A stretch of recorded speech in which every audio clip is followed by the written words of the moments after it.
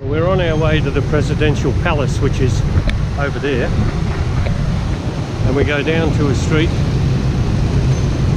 in front of me and turn to the right.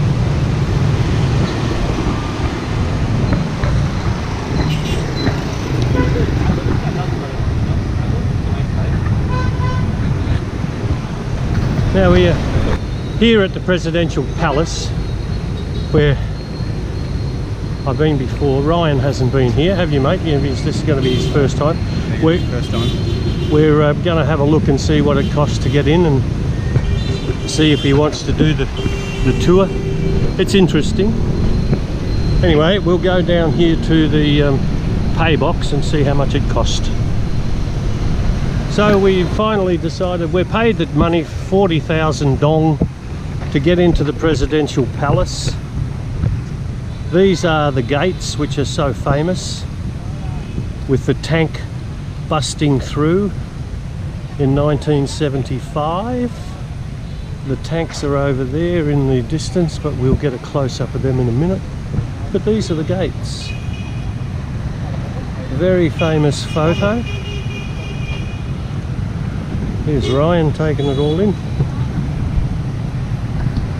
And you can just imagine that tank rolling up that boulevard there. Yep.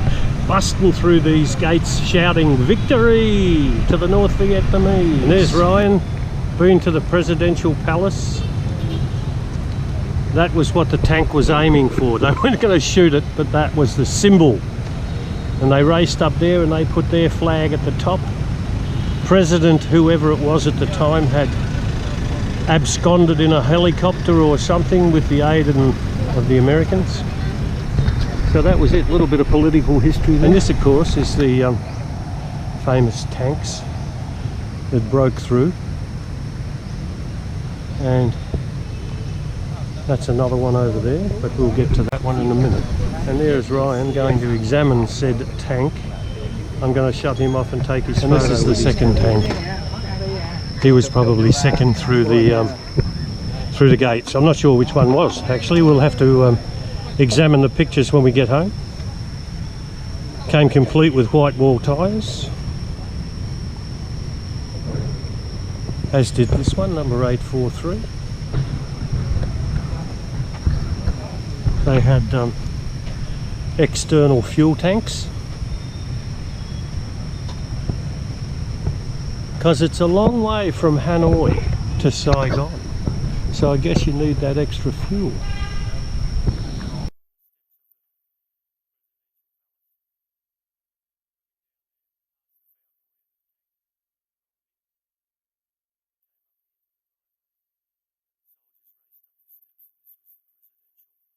Now we're down in what they call the bunker of the presidential palace, and this is the shooting range for the use, I guess, of the president and his bodyguards, because I know President Diem was the target for assassination. Those who know their history.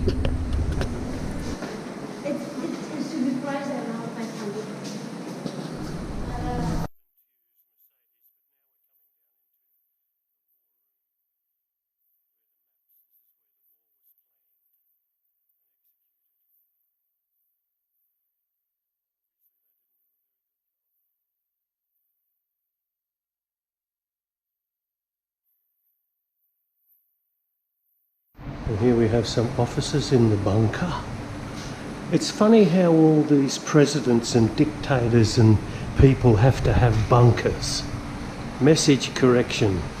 In other words, the intelligence people, code crackers and what have you. And we'll have a look down that one soon. And here we have the radio room. Here.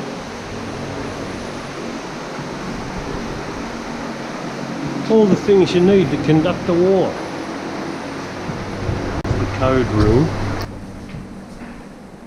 in the bunker, and you could pass secret messages through that hole. And now we're going down this way while Ryan takes a photo. We're going down to find out what other little treasures are in here.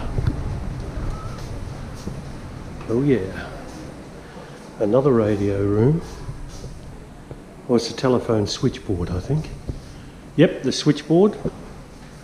And we move next door to the radio receiver room. In here. It's a labyrinth, isn't it, Ryan?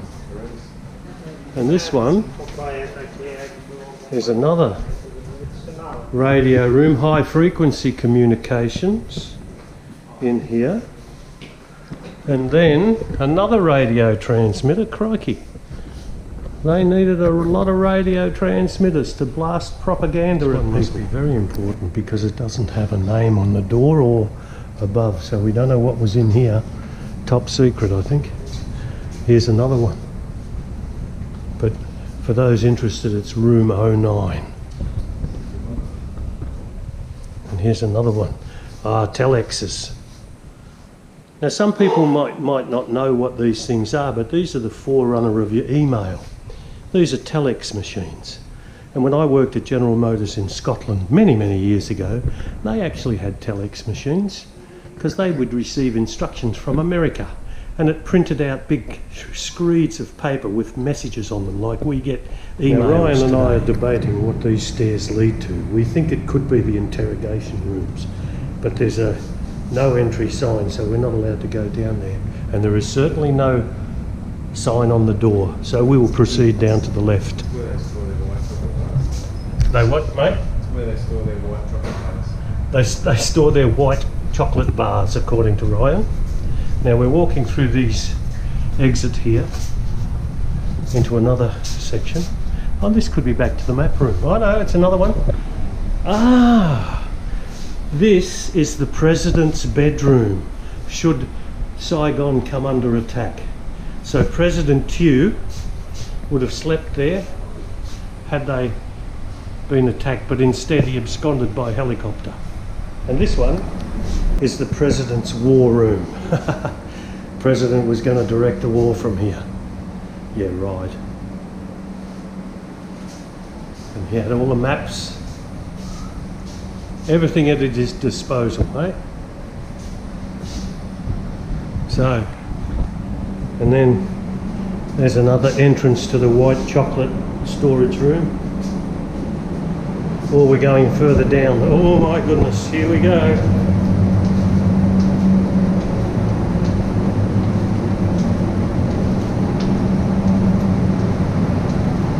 This is our escape route.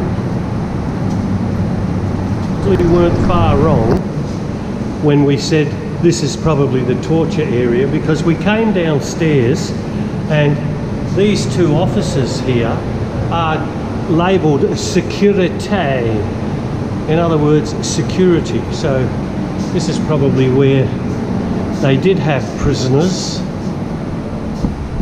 Maybe down along there could be cells where they can beat the living daylights out of the prisoners and get in. Now these are the kitchens in the presidential palace, and I suppose this is where they would have prepared meals for state banquets and even just getting the president's breakfast ready. And they've got all sorts of, familiar with one of these, mixing machine. And we've got a couple of big wok burners here. Plenty of, sorry Ryan, I'm in your way. Sinks, stoves. And this is probably the president's Jeep. A restored US Jeep of the same model, M15A1A2, as the one that was to convey President Van Min to deliver his surrender speech. Ah yes, Van Min, Big Min they called him. He was the one who actually handed over South Vietnam to the North Vietnamese army representatives. So Big Min. I would have thought it would have been a bigger Jeep because he was a big boy. Here we have, what's probably the presidential sitting room for formal and state occasions, no doubt. I guess Buckingham Palace will have rooms like that, although I'll never be in Buckingham Palace, so I'll never know. Let's see what it says. Yes, this is the conference hall. Have a look at that. Beautiful. And this is the cabinet room. This is where high decisions of state are taken. Everybody has a microphone, but you'll notice there's only one microphone between a few chairs. So all the acolytes sit on one side and they whisper. And then they say this. And this is the banquet hall. This is where you can have dinner with 100 other guests. Or how many guests? Or 30, I guess. Beautiful. What do you reckon, mate? We could have dinner here? Oh, we could fit the dining table at your place, couldn't we? I don't think we could fit that dining table in our little tiny house. This was the National Security Council chamber. Once again, this is where all these guys conducted the war as it was going on, or thought they were conducting the war. And this is the presidential office. Nice cabinets. Ryan's taking photos. He's in the security office, the cabinet security office. And I'm in the presidential office. President would have sat there. Nice painting at the back. Probably Phuoc or some of the other islands of Vietnam. And we'll walk along here, see what other rooms we can find on our little exploration. These are the presidential reception rooms. You know, when visiting dignitaries come and they have these important discussions and reiterate the friendliness between nations. This is the sort of rooms that they use. They'll sit around and the photographers will be over there like those people there, and they're flashing pictures to get it out on the press. And the president will sit up there in the two chairs at the end and invite them to have coffee or something stronger, we don't know. And then this is the atrium, complete with nice lights. Oh, they know how to live, presidents. Oh, now we've got another room over here. Let's have a wander.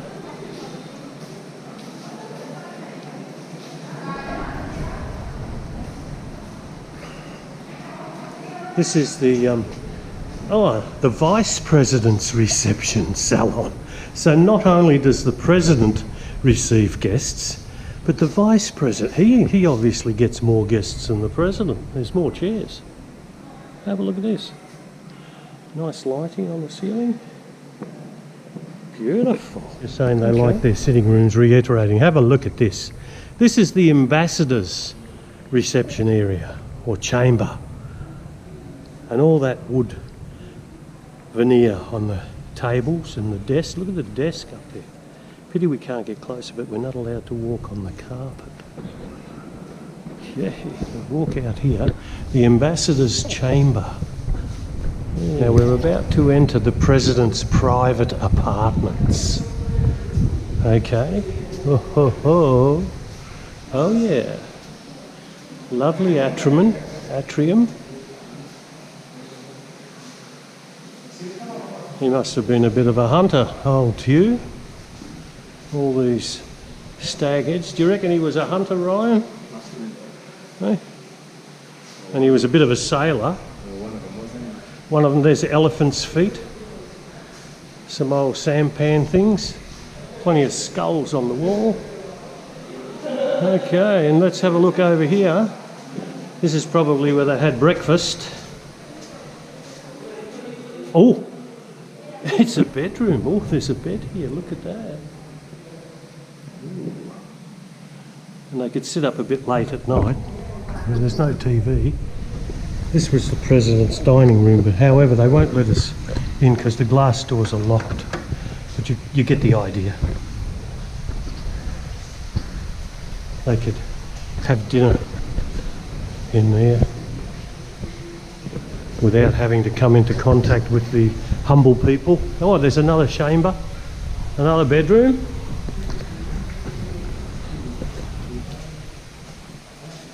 Not quite so opulent with the table and the furniture. I don't know that this would have been for the president. It seems a little bit downbeat, really. Of course, the real president apartments are probably up there, where we're not allowed to go. But we're going to see if we can get up further, because I know there's a helicopter up on the roofs here somewhere of this palace. So we might be able to get up further. We're just walking through here to see how far up we can go. Well, I don't know if I actually took a photo of this particular room from the other side, but apparently Henry Kissinger sat in this room amongst some of his deliberations. I don't know where he sat. Wouldn't have been in that table because he wasn't in charge. Now this is the presidential library on the 3rd floor.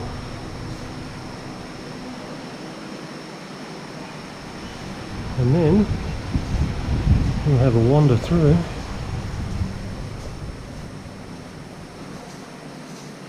to another dining room. Let's get a better shot in here. This is the First Lady's reception room. Oh yeah, Madame New. Remember Madame New? Ah, it's all coming back to me now. The history. I've often heard that presidents have private cinemas, and this one is no exception. This is the cinema in the presidential palace in Saigon. Well, you probably fit about 100 people in here, maybe. Oh, maybe not, 50 or 60. And then we'll move back out. And we'll move further along. This is the games room. As Ryan politely put it, this is where the piss-ups happen, and now we've got a guide over here telling his group tour. But you'll notice over in the back there is a big barrel, and that's probably where the bar is. That games room, we have a snooker table, and after they got pissed they'd have a sing-along around the piano while all the people outside were going about their business. Yay! This is the projection room where they projected the movies for the cinema down below. Ooh, state of the art. Hey, I'll just let you in there, mate. And I'm going up these stairs to the roof. Because I know there used to be a helicopter up here. Oh, there's all these people. They like their pianos, and there's the helicopter over there. So I wasn't wrong.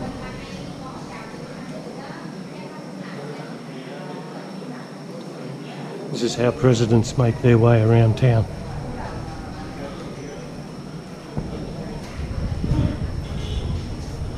There you go.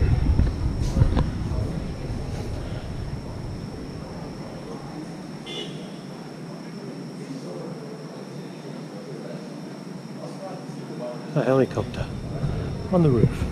And there's the tennis court over there. Let's see what else we can see from up here. And we come out onto the roof of the palace, and you can get an idea. This is the Saigon skyline. Actually, I'm closer to this side, so I'll have a walk over here, because there's more tennis courts over there. There's the presidential helicopter, and I think if we move across here we'll actually see the front, and this is where all the dignitaries could get up here and wave to the peasants below and say, "Aren't we lucky? Ha ha ha! Look at that! What a view! Take that in, folks. Presidential Palace, Saigon, now known as Ho Chi Minh City."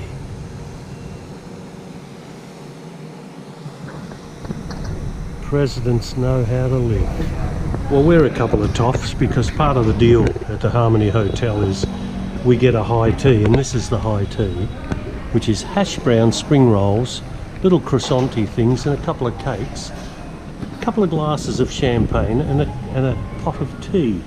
And there's Ryan sitting, and he's at the back is all the wine in the wine cooler rack.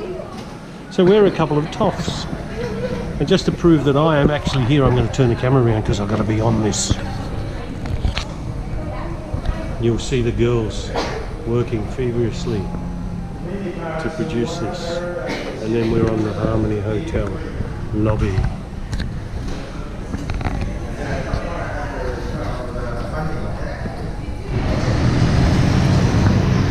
Okay, we're at the Bentan night market, a typical food type stall. We don't know what we want to eat, but it's got everything that we might want to, and we're going to go in here and try it all out. Ryan's taking his photo. It's early in the day, it's 20 to 6. And we're going to go and find something to have, drink, eat, and be merry. Boozy cocktail sounds good. Here's the man with the beer. What are we having? Saigon beer. Saigon beer? Saigon red. We don't know. It came from those girls over there. Came out of a tap. Came out of a tap? Oh God. Okay, we're in the hawker market here and we're looking to see what we want. And there is so much choice.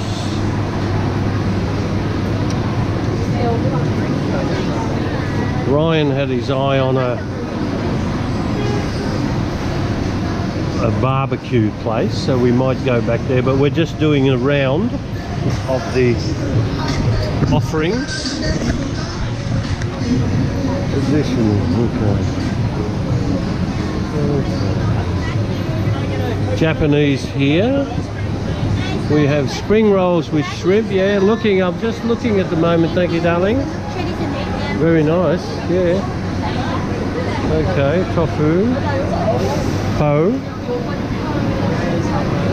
Okay, and here we go. We're going around here. Bun cha Hanoi.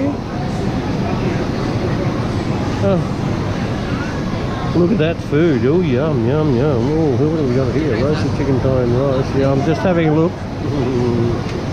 Looking, mate. Thank you. Ah, who wants a pizza in a place like this? Never. Not yet. Grilled beef in low lot. Clams, crab and fish. Crab and fish. This is a fish place.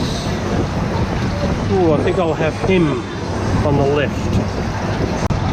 Barbecue. Saigon grill, barbecue. Okay. Ooh.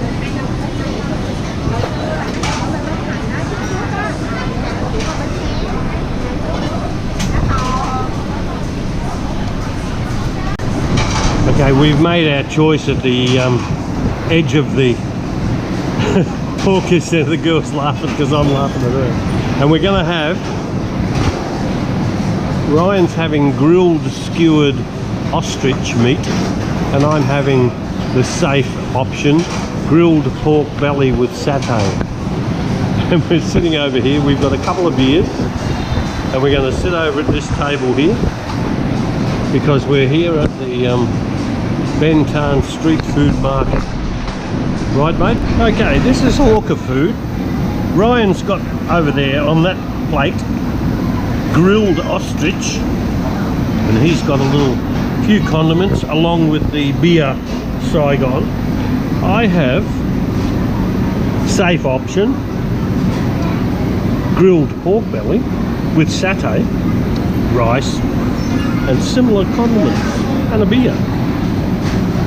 All for the grand total of, for me, 200,000 Vietnamese dong. I guess that might say it all. Give massage a bad name.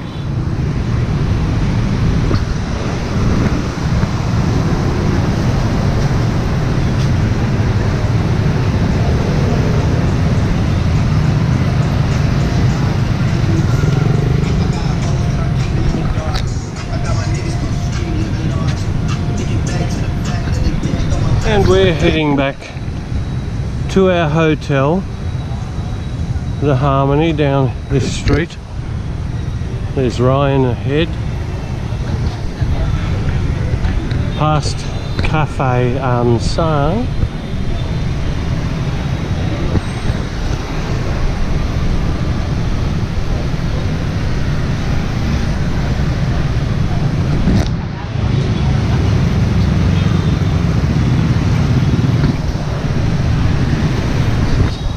And across the road to our hotel. And there endeth another night in Vietnam.